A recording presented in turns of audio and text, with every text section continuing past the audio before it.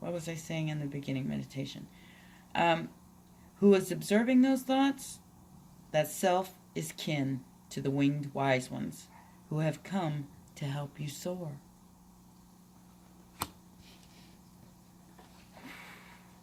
I'm getting chills, guys. These are serious messages. They're trying to wake you up. And then you got the River Queen, which is flow, letting go, and natural movement. I said that too. You have to let things unravel naturally. You cannot force it. And this reading is not trying to force anything. This is just giving you the insight of what's going on. I was pushed to do this read by Spirit, and if I didn't do it, I got to face my consequences if I don't do what I'm supposed to be doing. So I do what I'm told by my oversoul. The River Queen, where are you at?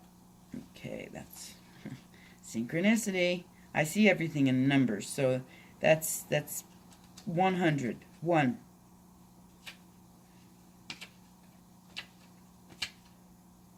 Okay. This says, the River Queen flows into your life as an ally to remind you about the concept of allowing the law of non-attachment. That means that you have to disassociate yourself with the lack consciousness. You need to let go. Remember that all the rivers come from the mountains and run into the sea to be absorbed by the larger body of water. There, the liquid evaporates into clouds that rain into the mountains and continue the endless cycle of fluidity. The River Queen requires you to be fluid and let go of rigidity and perfectionism. You will travel far as long as you let go and let flow, even maneuvering around the greatest blockages like water, streams, and big boulders. No obstacle can hold you back now if you're willing to surrender to the natural flow of events. Be easy on yourself and others, and watch how smoothly you move forward. You may be surprised where the river takes you. Wow. And I'm going to go ahead and read the Queen of the Light because it's illumination.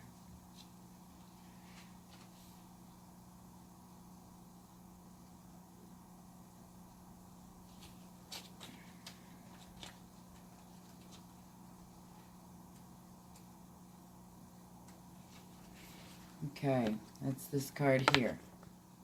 The Queen of the Light is a beautiful ally and comes into your life to herald success in all your ventures. She illuminates the most important steps on your path and reminds you of your own brilliance. You are intelligent and inspired, and all your needs will be met. Remember that you're the instrument of the divine shining through you in this world. You're on the correct path for your highest good.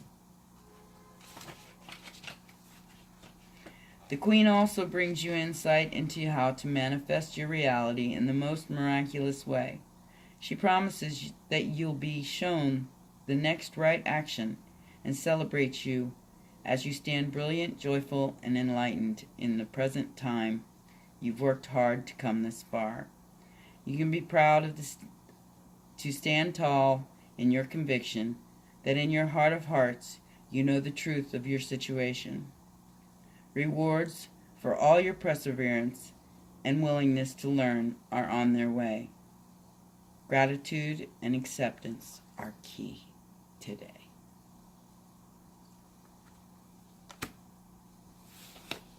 Whoa! Like I said, this is an intense read, and I'm gonna pull a couple Divine Feminine cards, and that's gonna be the read. And my goodness, I hope somebody got a clue on this reading because it was intense. Like I said, now I know I was led to do it.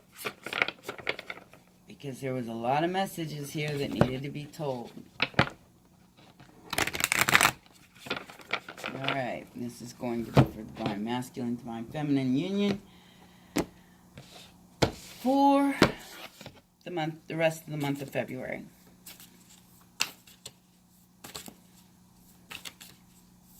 Acceptance is key, guys. Acceptance is key. Letting it flow. We got 4 cards. Wow. And the Enlightened Feminine again on the bottom. My gut instinct is wise beyond reason. I trust my intuition to guide me. Trust your intuition. It's not lying to you. Then we got Anana, Anhudana, Mirabai, and Adrian. Let me read you those, because they're soul cards. And this will be the end of the read. I hope everybody that is listening to this gets the message.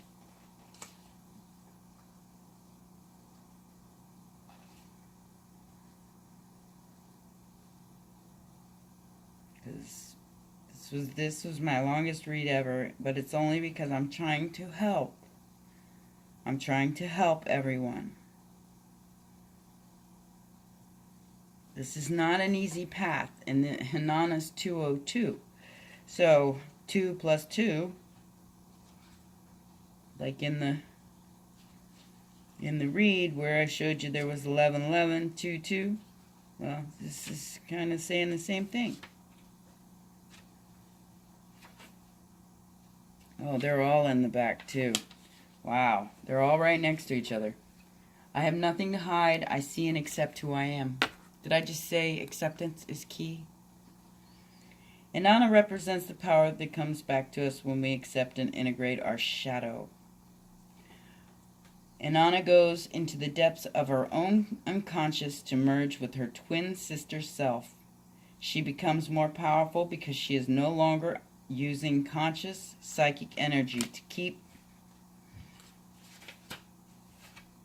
her shadow or negative attributes hidden deep underground.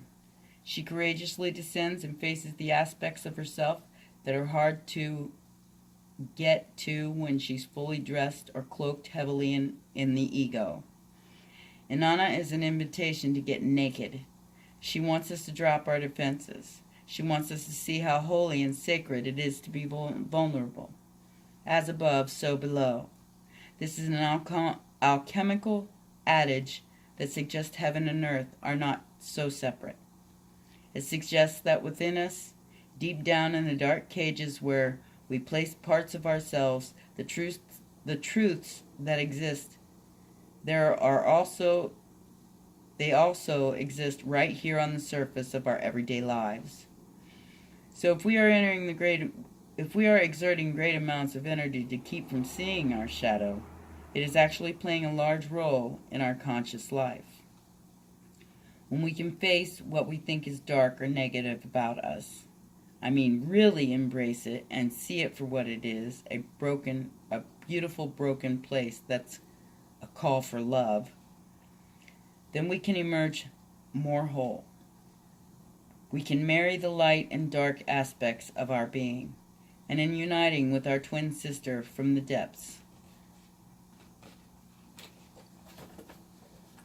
we can stop projecting onto other women or men. We can see and own the hot mess we often are and not get sabotaged by it. The light must cast a shadow, and the high priestess is the one who gets called to love them both. And Udana, I just saw that one. This one's the next page. And Udana embodies the ability to become one with our soul, to live with our highest purpose. And when your soul selects this card, over 4,000 years ago, the High Priestess Enhudana wrote in the exaltation of Inanna, "Most precious lady, beloved by An, your holy heart is great." And in the Sumerian temple hymns, whatever enters you is unequaled, whatever leaves endures. She is the limitless love and inexhaustible power that moves through us when we merge with the soul. We each have a personal myth. We each have an Ishta Deva, a personal deity who inspires and compels us to bring heaven right here to earth by moving us with a fierce conviction that we are divinely led, and who Donna encourages us to integrate our light and our dark, to bring our unconscious aspects of self into consciousness. The High Priestess is often described as the guardian of the unconscious. She is that aspect of all of us that holds the veil of awareness and separates us from our inner depths. And Hudana is about merging an awareness of our soul and all the love and power it gives us with an individual personality or ego. What Swiss psychologist Carl Jung would call personality 1 and personality 2. And Hudana wants you to live and breathe your soul. She wants you to become so intimate with it that it is no longer a separation. And there is no more excuses or apologies for how powerful you are. You are the High Priestess. You are this eternal, she whispers. Your holy heart is this legendary. Oh, that's blurry. Sorry about that. Okay. Nearby.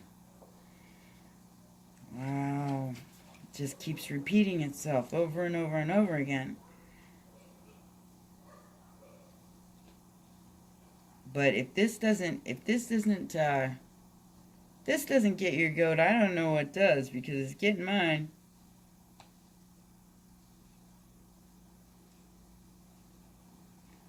Where is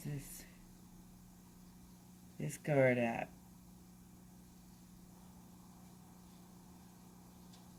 There it is. 84.